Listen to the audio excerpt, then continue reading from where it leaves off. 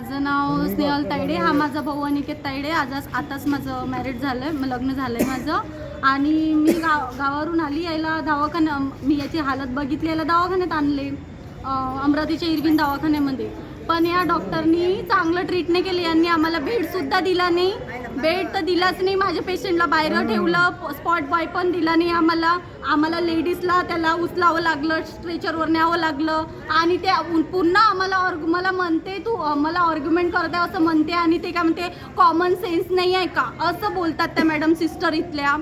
इथं काही पेशंटला चांगलं ट्रीट करत नाही. बस मी एवढं सांगते. मी पेशंट आता माझ्या घरी घेऊन जाते. आता काय करू, माझ्या जर पेशंटला कमी जास्त जर झालं तर कोण रिस्क घेणार याचीवाली? कोण घेणार रिक्स?